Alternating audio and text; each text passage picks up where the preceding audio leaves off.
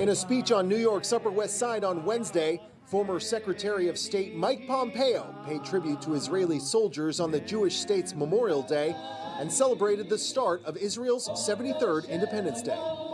We sometimes forget this important moment in history.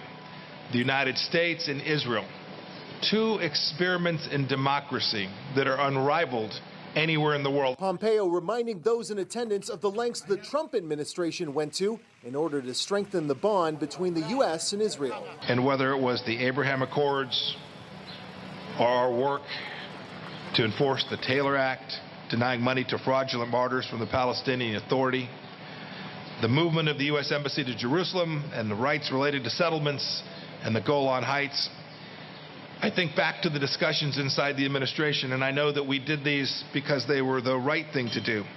With the U.S. and Iran slated to restart talks this week aimed at reviving the 2015 Iran nuclear deal, Mike Pompeo making it clear on Wednesday that the Biden administration shouldn't shy away from condemning the Iranian regime.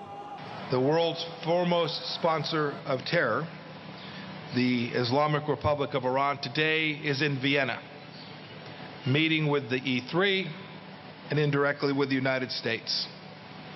I hope that each of the leaders in that room today and this week acknowledge that the regime is in fact evil. It is anti-Semitic.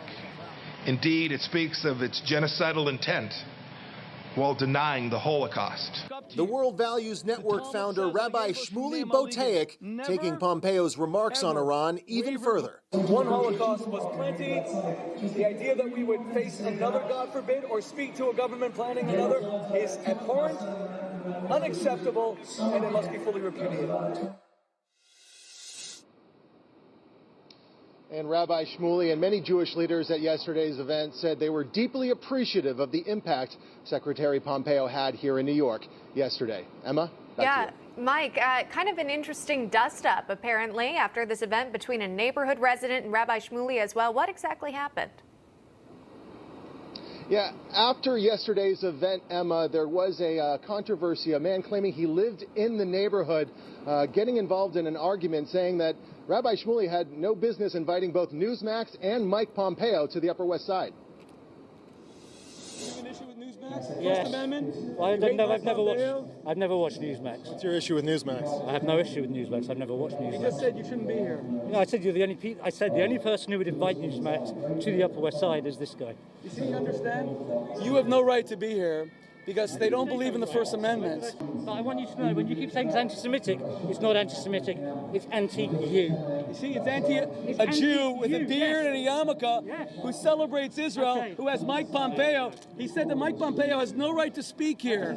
You don't believe in free and fair elections? I said you are the only person that would invite Mike Pompeo to the Upper West Side. I'm pretty sure that's true.